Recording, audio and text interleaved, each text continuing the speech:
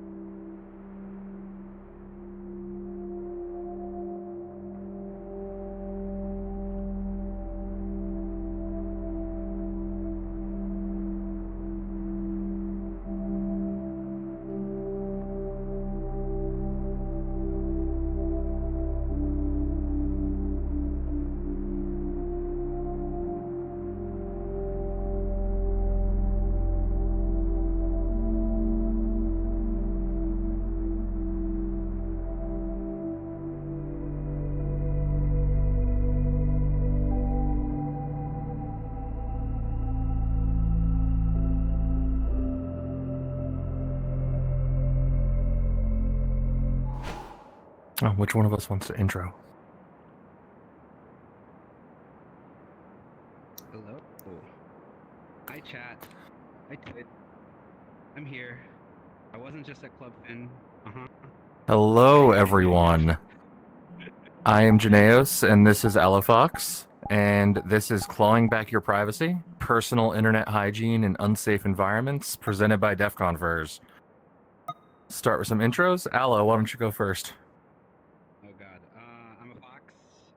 I think that's all that's relevant, right? I don't know. I cannot hear I've you. been...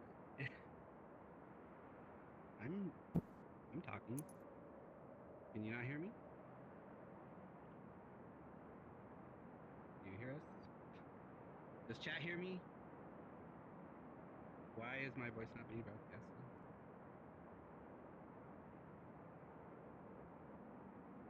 Oh, well. Something?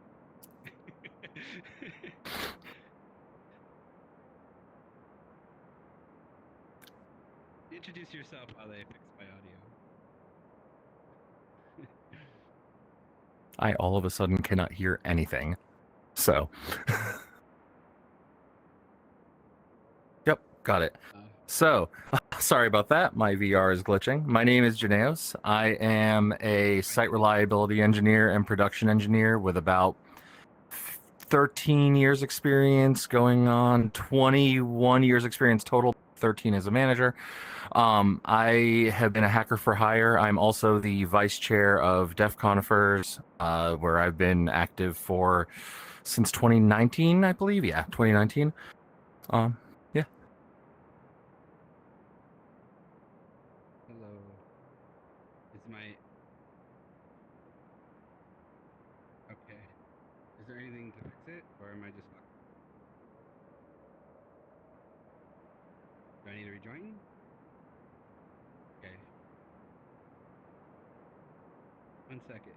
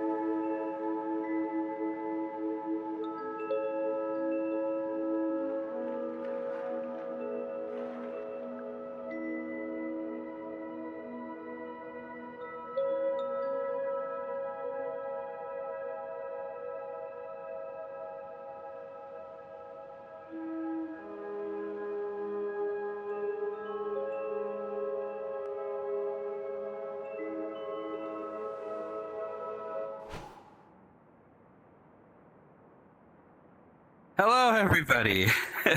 Hello. For the first time tonight. Uh-huh. Yeah. So let's try this again. This is Clawing Back Your Privacy, Personal Internet Hygiene in Unsafe Environments, presented by DEF CON FERS. I'm Janaeos, this is Allofox, and we'll do some quick intros. Yes. Hello, everybody. I'm Allofox. I am VR chat Fox most of the time, but in my day job, I'm an information security engineer at PlayStation, and I've been doing a lot of like web application security stuff before that. I've always been interested in kind of like OWASP type stuff and figuring out how things work under the hood. And so that sort of led me into that career field. And to kind of plays into where I'm at today with interests, aside from all the convention stuff. By you, Janice.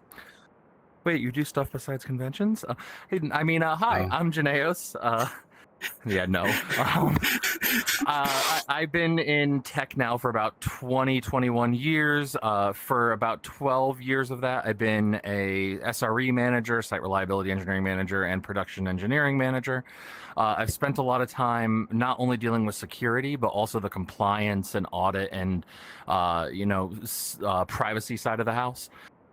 I've been involved with DEF CON FERS now since 2018. I've been the vice chair since about 2020. And I've been doing DEF CON for 12 years now. Wow. So that's my exposure to the security field. It's been a minute.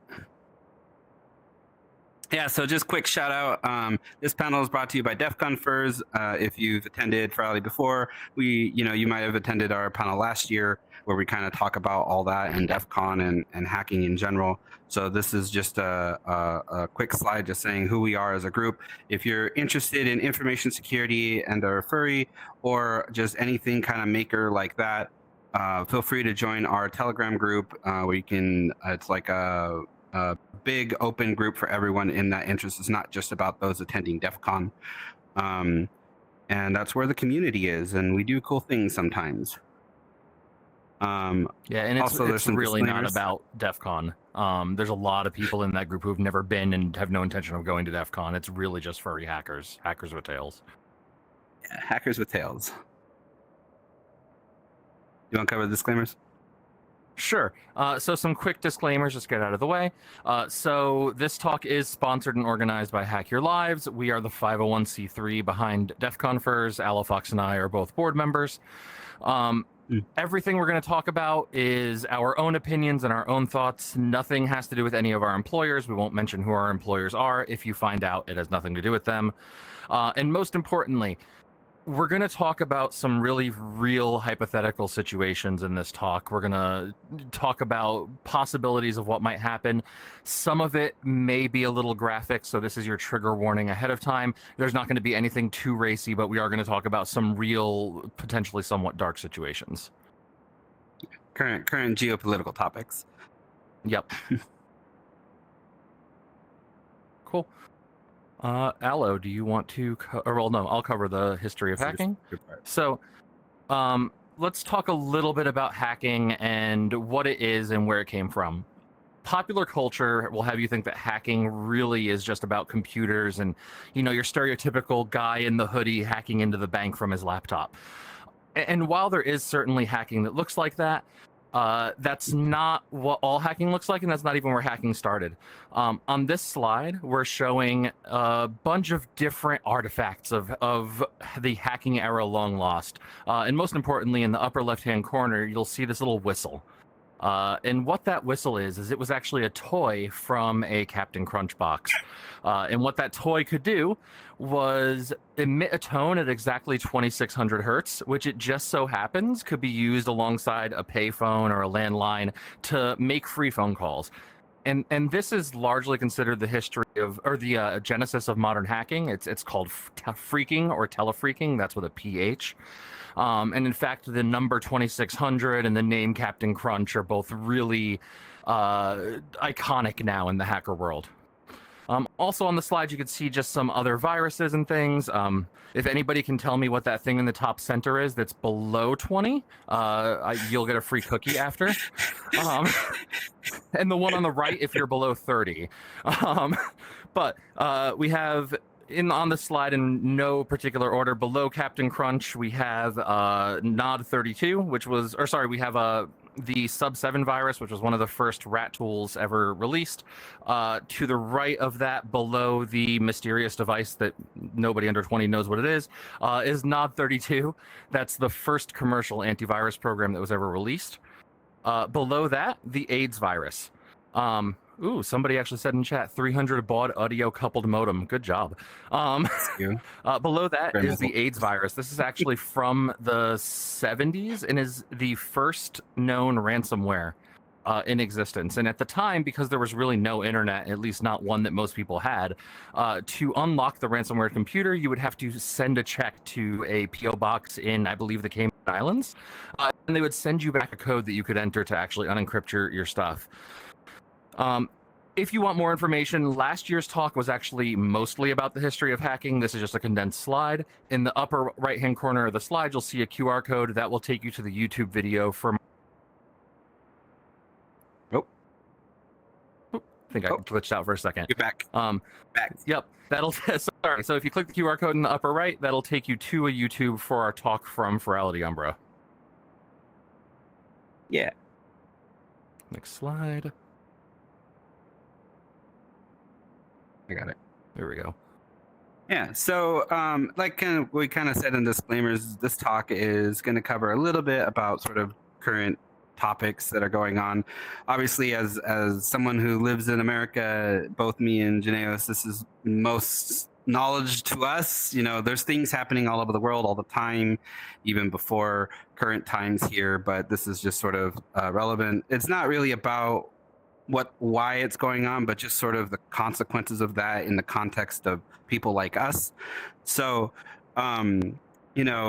lots of stuff are going on. There's people protesting for equal rights, and I'm sure most of the fandom is aware of LGBTQ things, and it's been pretty negative for that lately here in the States. And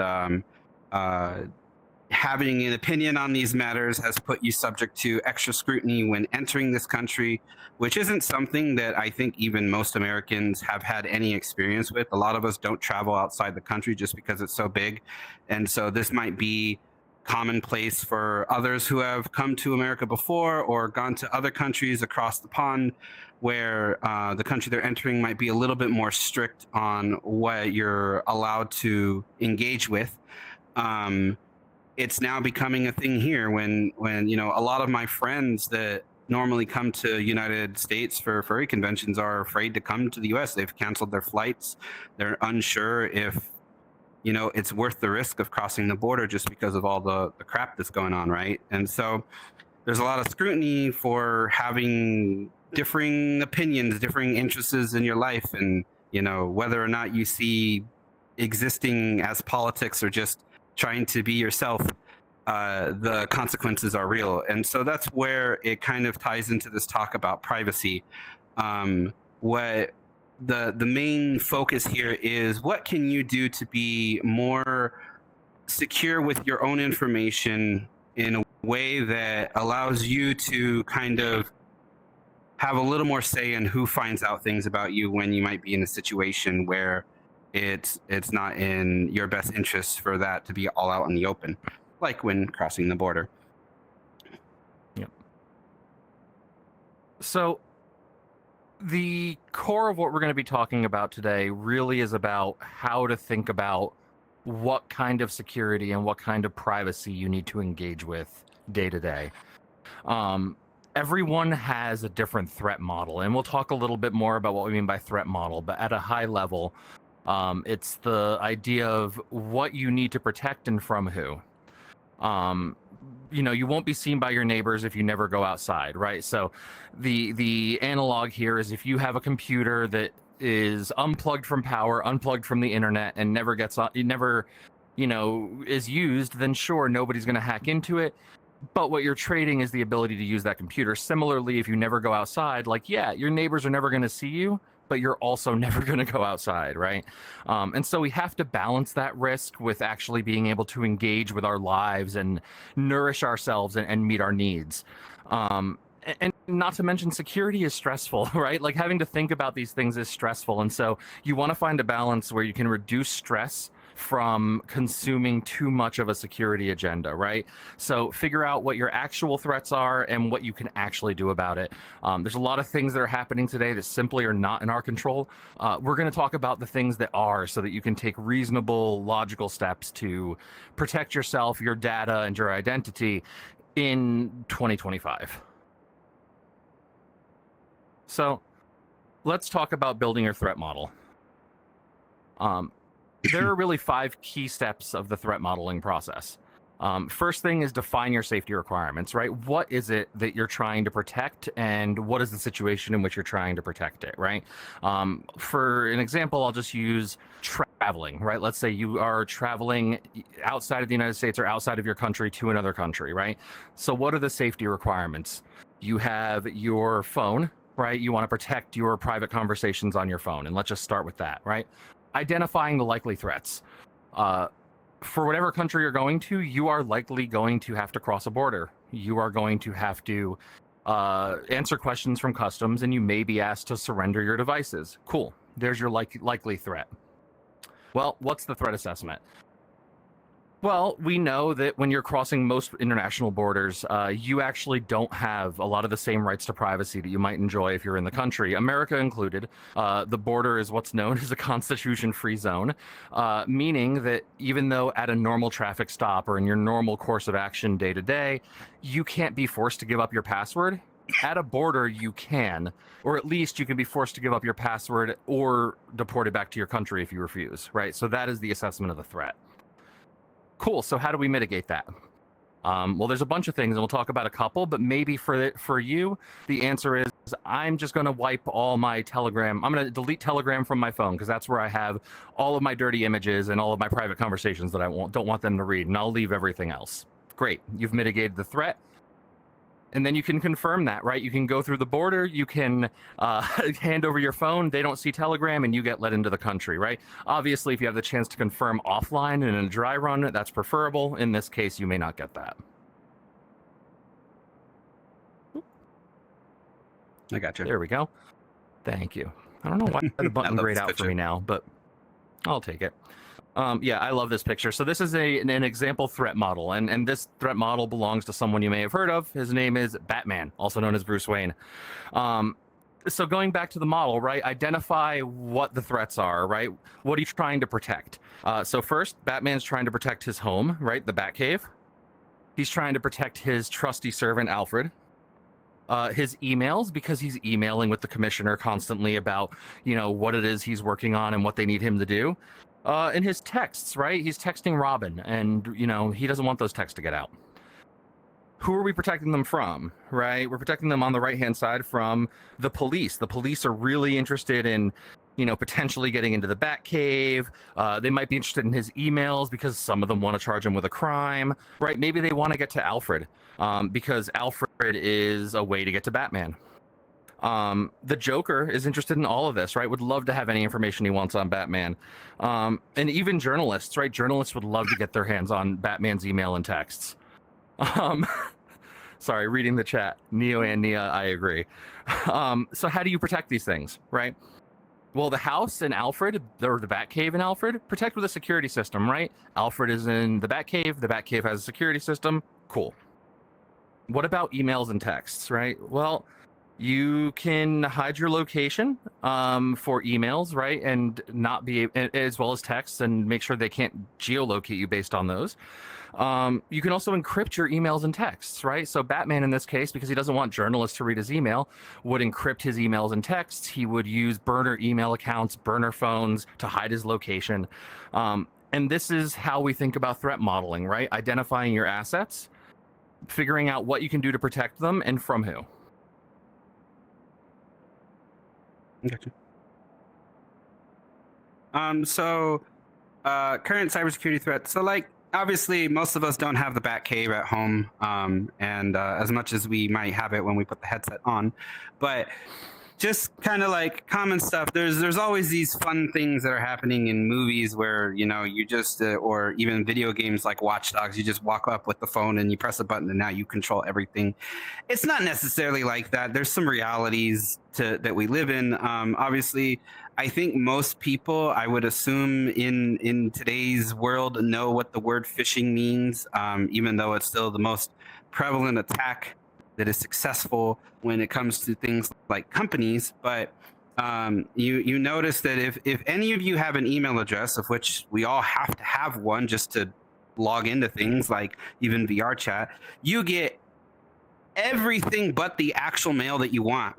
So almost everything I get is junk mail. It's advertisements and stuff for things. And sometimes these ads look very fake, like your Nigerian prince offering you $1 million and it's really weirdly misspelled and is clearly, I think, a scam to most of us. We've grown up learning computers as millennials of like, yeah, that's obvious. And, usually our parents or grandparents are the ones dealing with it. But, even as the next generation gets online, they've gotten really good at making these look legit and real. And, they go to the extent of where they hack the actual company that sends the email.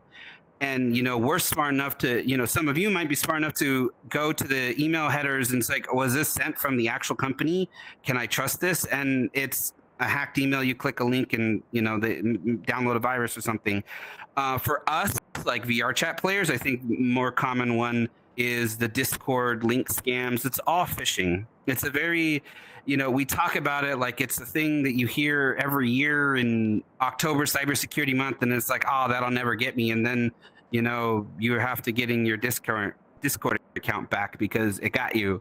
So just think about links when you click on them. Just don't click on links. Google everything. Don't click on the ads, and try to get to the original website yourself. It's best way to kind of counteract that. Vishing, smishing, I don't think any of us really care about vishing. Who, raise your hand if you've answered your phone in the last like 5 years, not me. I don't even have the ringer on. You can do something other than Telegram with it? Right? It's how I feel, right? So now text messages, I don't really get that much spam text. I mean, I did during the election season. I swear everybody had my damn phone number. It wouldn't stop, but don't click on links that get texted to you. There's no one that is smart enough to paste a link into SMS. So it's not anyone Like, it's a pain in the butt for me to even do that. No, your parent isn't doing that, so don't click on that, right? And there's a screenshot here from Telegram. It's a common scam in Telegram. There's a lot of what people say are bots, but honestly, they're just other humans that are trying to scam you, and they know what VR chat is. In every single Discord server, you're gonna have at least one person who's logged in, has a furry icon. It might look real, it might be AI generated, and then they're like, hey, I make commissions. I'm just going to DM you first to commission me because I make models. And they know what VR chat is. And they're in a VR chat Discord server for furries. And they're saying, I make furry avatars. And then they have some image that looks either really bad or stolen from some really good artist. They know what you like. It's not just a random AI bot. There's actual humans behind this responding to you. And, sometimes they don't respond very well. And sometimes they can have a full like in the know conversation and even know our lingo. So just dealers don't DM you. They don't have time for that. If you want a commission, go find an artist and message them. They shouldn't be messaging you first. That is an instantaneous red flag. And if you are a dealer that actually does that, I would be really shocked, and you probably should stop because it's just not a good look. Just make ads and let people reach out to you. So yep. And I was going to say, like, you mentioned earlier the typos and how you can tell they're fake. That for a long time was their strategy, right? They wanted to target people who wouldn't get tricked by that, because that would get tricked, because if you got tricked by that, you'd probably get tricked by their scam. And as Aleph said, as the next generation, as our generation is now the one being scammed, they've changed their tactics, and now they're learning more about us. And especially with technologies like AI, it becomes a lot easier for them to figure things out and for them to pretend to be someone that they're not, right? So be very vigilant. Yeah, and so I mean, I already kind of touched on this before the slide showed up, but yeah, Discord compromises are very common, and you know, we they come in waves, and then there's like, at everyone, beware, you can just look this way and get hacked, and maybe it's a little sensationalized, but the point should be stop clicking links, especially if they're DMs. Just never click a link. Turn off your privacy settings. Just ignore everybody who's not your friend. I won't beat on that a little more. You want to cover this one? Yep. Sure. So most of what we're trying to protect from and what we're trying to protect really falls generally under the category of surveillance, right? Because surveillance is the act of observing someone or something to get some sort of information, right? Some of the things that they may want to surveil might be your devices, right? Your laptop, your cell phone, your smartwatch, your VR chat headset, right? Cameras. There are security cameras in most public places, right? You may even have cameras in your house. If anyone ever gets interested, go to Shodan. They have a search for unprotected IP cameras, and you can just start looking inside random businesses and houses. Facial recognition, right? Getting somebody's biometrics. There's a lot of systems now that store those, right? Especially workplace systems. If they can get that information, they can use that to then compromise systems that also use that information. Communications, right? Your telephone, if you do use that for phone calls and SMSs, but also for your apps that you use on it, right? Telegram, even things like websites you visit, that can be used as blackmail and as collateral against you. Social media, right? If you post something on social media, it's there forever. It doesn't matter if you go back and delete it. It's been archived. It exists, and that can be used to build a profile on you or to blackmail you. Posts, emails, cameras, kind of all the same thing. Medical records and health apps, especially in, today in America, but for a long time in many countries, advice to AFAB people, assigned female at birth people, is to not use things like period tracking apps, right? Or not to use like prenatal or pregnancy tracking apps, because if you have to get an abortion, now that data is there that you were pregnant, and they can use that to construct a case against you for something like abortion, or worse, if you have a miscarriage, right? To say, oh, well, you had a baby and now you don't. What happened? Even if you had a miscarriage, that's traumatizing. Possessions and personal effects, right? We talked a little bit about the borders. We were talking about threat modeling. When you cross a border, it's a constitution-free zone. Anything that you have with you, any devices you have, can be searched thoroughly, and if you don't comply, the best you can hope for is getting put on a plane back to your country. It could also be being put in a holding cell or being imprisoned. Banking credit card records, right? This is tale as old as time. If we can get your bank or your credit card, then we can just take all your money and spend it. And yeah, your bank may protect you, but in the meantime, we spent all your money. And then affiliations, right? This is a big thing. Churches and religions, right? Whether it's, Muslims in America or Jews in certain countries, even Christians in a lot of countries are persecuted. Like, you can be persecuted for your religious affiliation.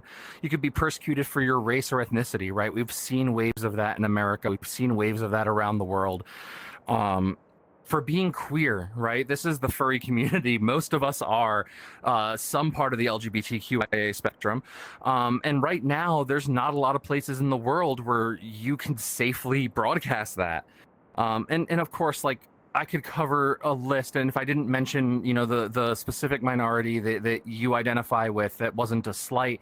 There's only so much room on the slide, but you get the picture. There's just so many reasons that somebody could be persecuted or be victimized, essentially, and that surveilled information used against you. Yeah. So, before I kind of get into best practices, Another thing too with surveillance, just wanted to touch on because it came to mind. There's like a lot of people think that, oh, there's cameras everywhere, and it's just about sneaking through New York City in the shadow areas, right, and not being seen on camera. There's a lot of cameras, and there might be some on the street, but most of the time they don't even bother getting going through that, especially if it's something like a protest or other thing that you're at. And like, we don't have any tips in here specifically for like people who might be engaging that activity, but just be conscious that even if you don't have your phone on you, there's a lot of people who do, and they're taking pictures and they're live streaming. Everyone's on TikTok live, everyone's on Facebook live, everyone's on Twitter. I don't think they do live anymore, but they're still tweeting or yeeting or whatever the heck it's called now. And I don't know. there's already open source software out there that you can look up if you want, and I'm sure that the governments have much better software that they have in house or built upon, where they can literally just like give it a picture and it will scan all social media, especially Blue Sky, which is all open. There's no locked accounts on Blue Sky, and we're all moving there, right? It could just scan all the images and reconstruct every geotagged photo that was taken in that area anytime around the protests, and almost have like a point cloud 3D map, like what they kind of imagine when you see a movie, but in reality, of real photos from the event. So you can be reconstructed that way. We have the technology. This isn't like supercomputer stuff. It's just current day tech that we have of photogrammetry and social media, open source OSINT, right? Open source information intelligence. So that kind of gets in a little bit into travel safety, which I'll touch on on the last point. But there's things that you can do to sort of better situate yourself for crossing a border, or just being in a country where you might not have all the ease of freedoms that you have in your home country.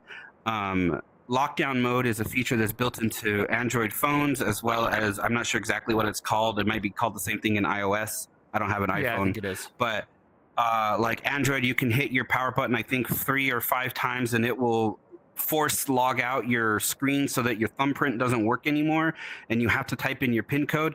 You may have wondered, like, why does that happen? I wanted my camera. The reason is for that is because I think, I'm not sure if it's every state, but I think it's a federal law where police who pull you over, they cannot compel you to tell you their password, but they can force you to do any biometrics. So they can take your thumb and shove it on the phone to unlock your phone if they want to. They can take your face and put the camera in front of it to unlock your face lock, but they cannot ask you for your PIN code. Now, what they're allowed to do and what they, might just do anyway because they can, that's besides the point. But just what they're allowed to do, that's what that lockdown mode does, is it prevents your biometrics or your face from working on the phone without the PIN, kind of like when you first boot it. And then it's actually it's the Fifth Amendment protection, right? The reason they can't compel your password is because they can't force you to incriminate yourself, so they can't force you to say the contents of your mind. It's the same reason you can't be forced to testify. So it is federal. It's every state in the U.S. That does not necessarily apply in other countries. Yeah, and so moving on to crossing the border, obviously, there's 2 aspects there. In the border crossing, they can ask you for your PIN, and I think what they're supposed to do is, if you say no, they take your phone forever and they never get back to you, and you may or may not be let in the country, depending on how they feel. So just expect that they will be going through your phone. Plan for it. If you are entering the United States, even if you are a U.S. citizen, they will go through your phone, and maybe they won't because of the way you look, or they're busy, or that agent doesn't care, and you had a good chance, or they were too busy. But they can stop literally everyone if they wanted to, if they feel that way. If you give them a weird look, or just the wind is blowing to the left, they can do it. So disconnecting your phone from the internet, put it into airplane mode. If you have some kind of guest mode for the phone where you can restrict turning on the Wi-Fi, turning on the network. Technically, they're not supposed to go through cloud accounts, but most of our cloud accounts, like when you have Gmail or Telegram, when you load the chat, it's downloading it to your phone, so it's on your phone and they have access to that. So it's best that you remove things like Telegram or your Signal or anything that you don't want read, where it might show who you have relationships with, or what kind of art that you like, or whatever. It's not about necessarily hiding the illegal stuff. That's not what we're worried about. It's just, I have I have a certain religion, I have a certain sexuality, I have a whatever. There's nothing wrong with the content on the phone. It might not even be like adult subject, right? But Having it off of your phone reduces that risk that it might be used as an excuse to reject your entrance, ban you from the country, incarcerate you, whatever it is that that country might want to do. Um, and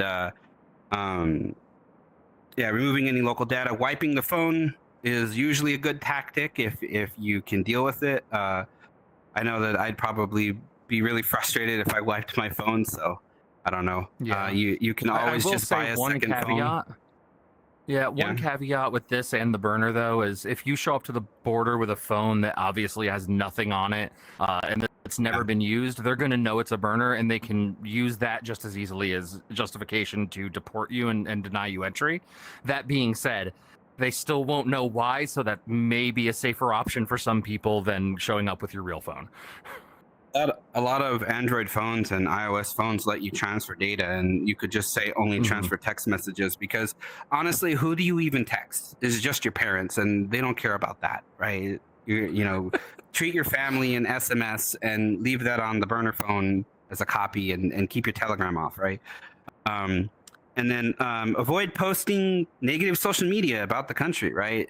There's been plenty of news of I know that there's millions of travelers, and only one or two of them are on the news. It's not about the statistics; it's just about the possibility, right? There was someone who tweeted negative things about our current president, and they used that as a reason, as an excuse to reject entry or do whatever they did to that person. And it's just a lot of the software that we have.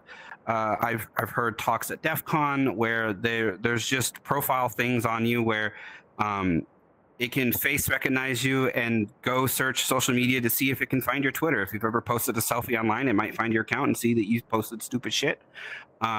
If you're logged into your social media on your phone, they don't even need to go looking. And it's not like the agent is necessarily spending 2 hours going through your phone manually. They might still do that, but they all can just plug it right into the phone, and they have a computer that just scans everything and looks for what they want to find to review, right? Kind of like the X-ray machine.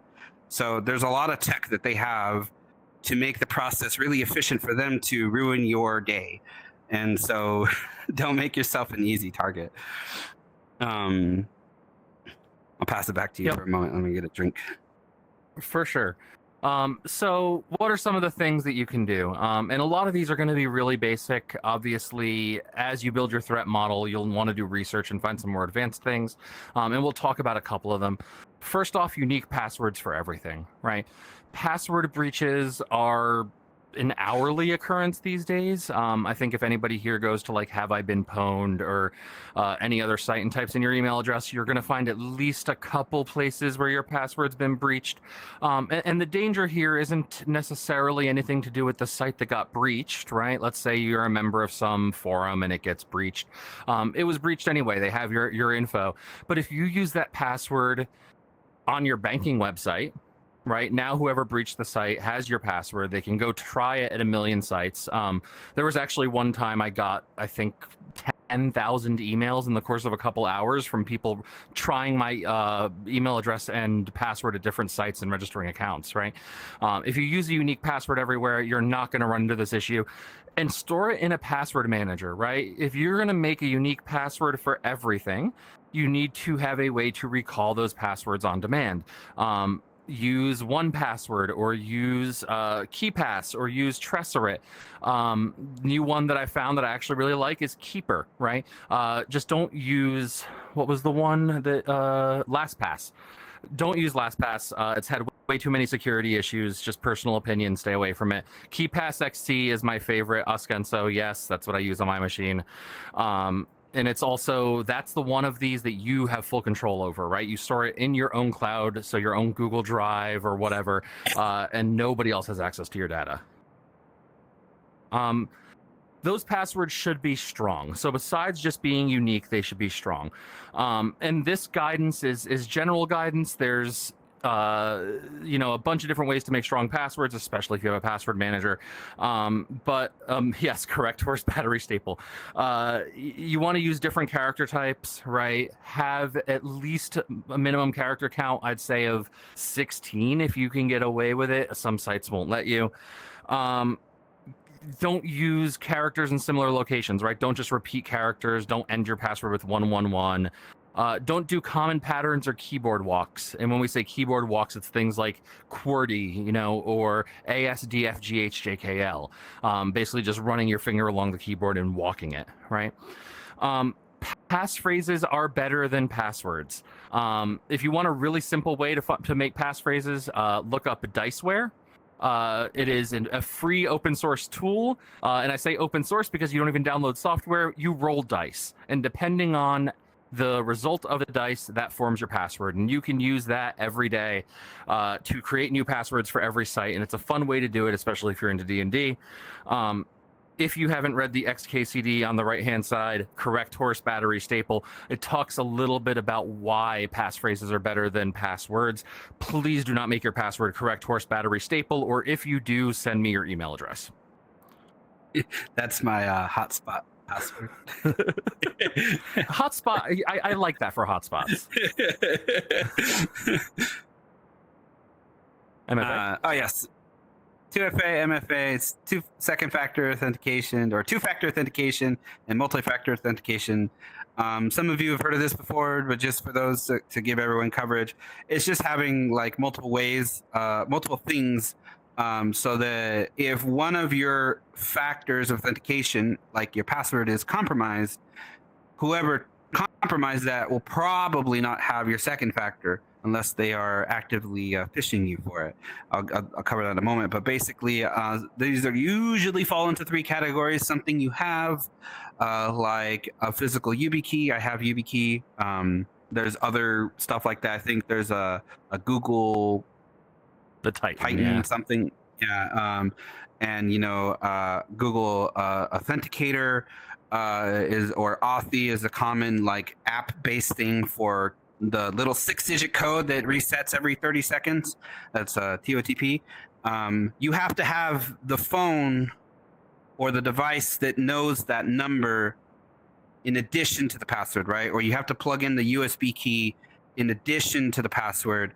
Something like there's another category, something you are, and that's usually your biometrics. So there's like scanners that can scan your entire hand print of the shape of your hand and how your fingers and everything is there, which is really unique to you beyond a thumbprint. Obviously, everyone should be familiar with thumbprint readers. A lot of our phones have figured that out. I don't know if Apple has, but I know that my Samsung screen works on my Android phone finally through the screen thumbprint reader. Yep. And Apple has the face scan. What do they call it? Retina. The retina scan. Retina scan, yeah. But it's not retina scanning, right? It's just your face shape. It's not scanning your eyes. They call it retina because, it's so high quality, but it's not a retina scan. I think it's like Face ID, right? Face ID, that's what it's called. Yeah. So it's scanning the shape or the topology, to use VR chat, model, whatever, the shape of your face. It's counting your polys of your bone structure of your face to unlock your phone. And, even the MacBooks now have the fingerprint sensor, and that now can be used as a passkey or as one of your factors of authentication. Yeah, the thumbprint reader.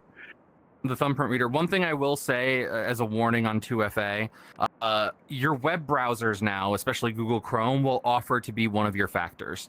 Unless that is protected by something like a fingerprint or some other way of unlocking it. And I think somebody was talking about this in the chat. Don't do it. That means if somebody's sitting at your computer, they have access to your 2FA, right? You really want to make sure that if you're going to be using 2FA or MFA, that somebody can't grab one thing and have access to multiple factors. Yeah. Also, don't use their password management. It sucks.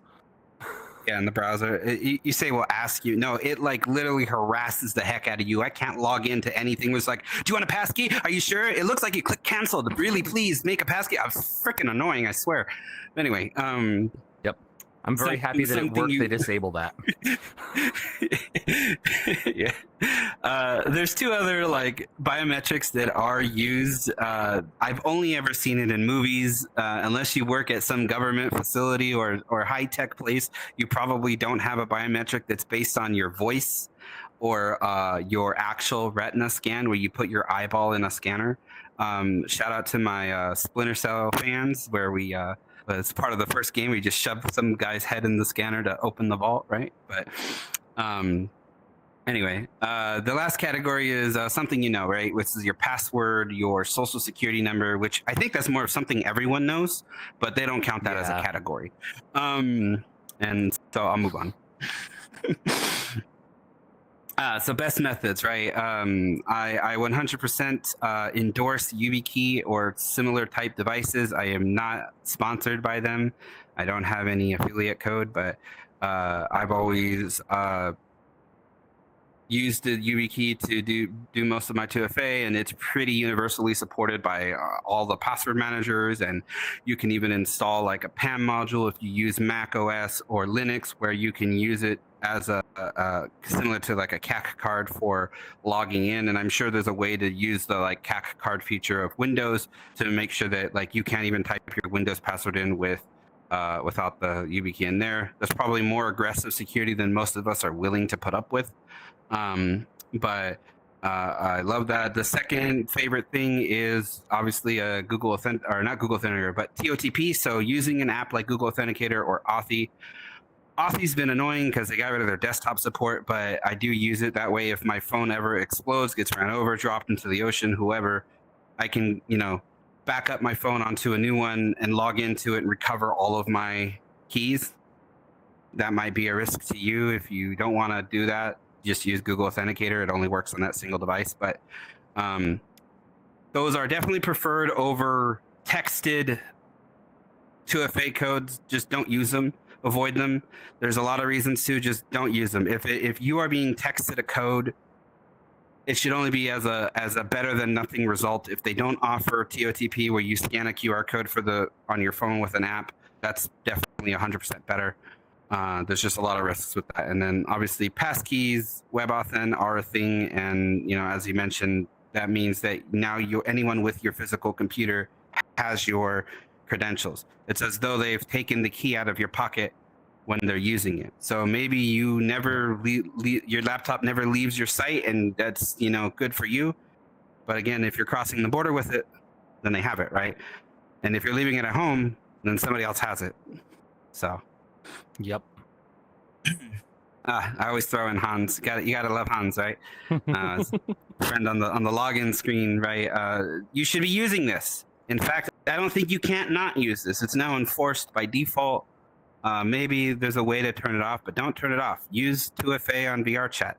There's no reason for you not to use this, because it should be easy for you to log in. And I know it makes it annoying for other people to log in, but you shouldn't have anyone else logging into your account. That's how stupid things happen. Just don't share your dang VR chat account. Learn what Unity is for 10 seconds to click upload. Let your friends set up your avatars, but just do the upload yourself. That way you don't have to share your password. They don't have a good way for us to share don't let people log into your account. I know it would be nice if there was like a shared token that you could give someone to upload just a single avatar or something, but we're not there yet. Maybe in the future.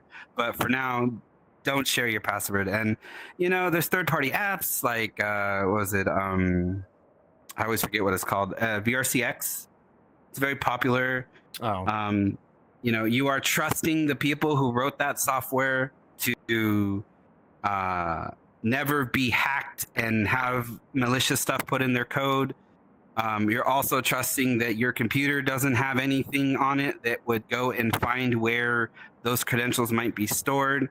So I'm not saying that using VRCX is dangerous in itself. A lot of people use it. It is a very useful software, but it is adding to your risk profile, right? You are saving valid credentials on your computer somewhere for that software to work. It doesn't leave your computer, but anything that has access to your computer could potentially access those files. So this is not a slight towards VRCX or any other third-party software out there. It's just saying, hey, for that to work, it has to have something on there. I think very briefly cover this, and we'll take one or two questions. There is a Discord chat. I don't think anyone's using it, but we will look at Twitch chat. We have just a few minutes left here. Yep. So really quickly, you can't go on the internet without seeing a VPN ad these days, and they promise you the world. They will tell you that if you're using a VPN, nothing you're doing and it can be tracked, and you're protecting yourself from every hacker, and it's just simply not true. A VPN is a virtual private network. They are really good for certain things, especially if you use one for work. They're a really great way to connect yourself to the work network. If you're on public hotspots, cafes, coffee shops, things like that, being on a VPN can protect you from snooping on that hotspot, right? Even that, the utility is a little bit limited. Almost every website is encrypted now, and so it's very hard to snoop web traffic. Exactly. It makes no sense for casual browsing. It's really meant for work, right? Also, if you're on a VPN and you go log into your Facebook account, you're still logged into your Facebook account. Nothing that you're doing on there is safe. Nothing you're doing is private. You're just doing it on a VPN and slowing down your connection.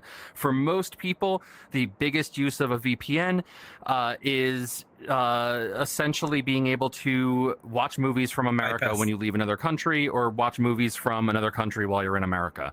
That is the most valuable thing. I see a question that we'll get to, but that covers VPNs. And then I think, oh yeah, really quickly, encryption and encrypted apps. Signal is the gold standard for sure. It has end-to-end encryption. Again, if you're crossing borders, you may also, they have stickers now. If you're crossing borders, you may still want to use things like ephemeral messages and make sure that, you know, any messages you're sending you don't want people to read get deleted. That is the most secure way to use not just Signal, but any messaging app. WhatsApp, also end-to-end encrypted. You can look up their audit reports, and they use well-known encryption. Telegram is technically end-to-end encrypted, but they committed one of the cardinal sins of cryptography, which is rolling their own crypto.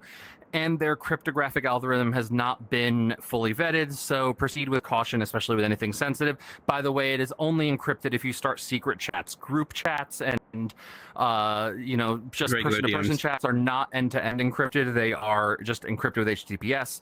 And then Blue Sky, Twitter, Discord, none of them are encrypted by default. There are layers for some of them, especially Blue Sky now, where you can, but don't assume they're encrypted unless you know what you're doing and are putting in those layers. Cool. That brings us to the end of the talk. I think this is the first time we've finished anywhere near on time. We have about 3 minutes, it looks like, for questions. About the QR code. Yep. We do offer for free candy as part of the talk for anybody who attended, so please help yourself. Oh, is it unreadable? Scan it. Damn. Scan it later. Scan it later on YouTube. We'll publish the deck. Yeah. It won't do anything right now. So anyways, I saw some questions in there. What about Wi-Fi downgrade attacks? I mean, that is a valid use case, but like, how many people these days actually use Wi-Fi anymore in the public? Like, we have phones as most of our internet connection. Usually if you're on the move at a coffee shop, you're probably browsing on your phone, and that's going to be using your mobile network.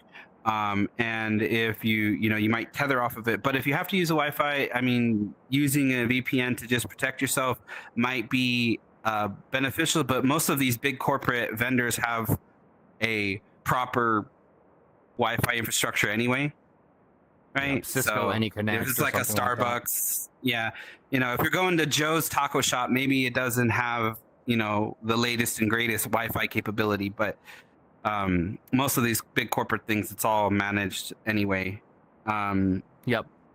Yeah, most of them now isolate their guest networks. That was not the case 5 years ago or so.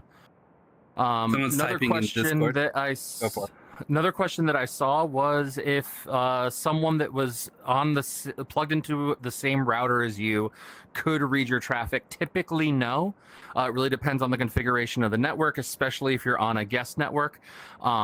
And again, if you're browsing the web and doing casual browsing, everything is encrypted with HTTPS for the most part.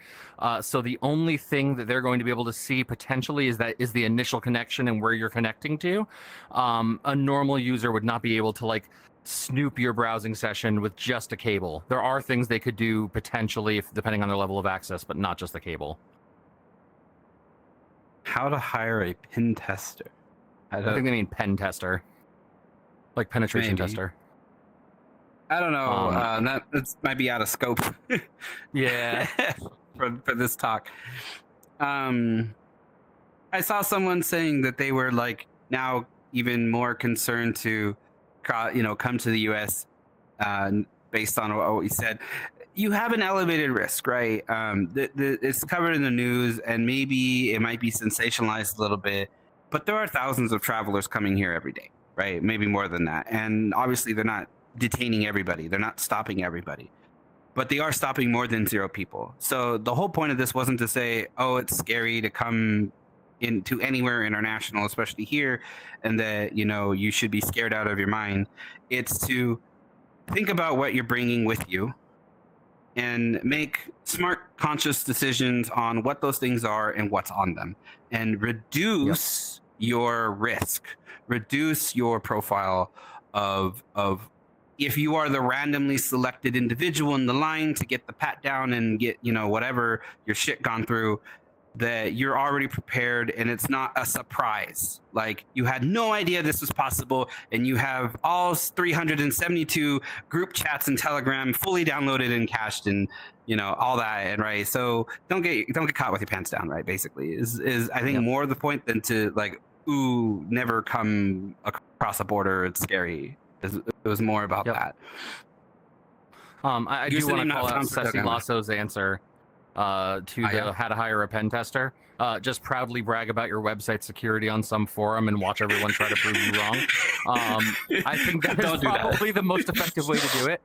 Thornfox, the username, if for some reason that's not working, the username is DefConFurs on Telegram. It's just a chat. It should work. I thought we tested it yesterday. DefConFurs on Telegram, all one word. And I think that brings us to time. Last parting thought, yes, a lot of what we talked about is a little bit scary. This talk is not meant to scare anybody away, like Alofox said. This talk is meant to empower you and let you think and reason about real common sense things that you can do, logical things that you can do to keep yourself safe when you put yourself in situations that maybe are riskier than you may think. So please don't be discouraged by this, right? Think about your threat model and come up with some action plans that you can use to protect yourself. Yeah. So, thank you everyone who sat along with us, listened to us ramble a little bit about why you shouldn't put stupid things on your phone. If you're going to put stupid things on your phone, use Signal. It looks like there might be 1 or 2 more questions in Discord. We might reply to that after the talk, but thank you everyone for coming, and hopefully you get some sleep before tomorrow, and of course Club Fin is still going on, so see you guys around. Thank you everyone.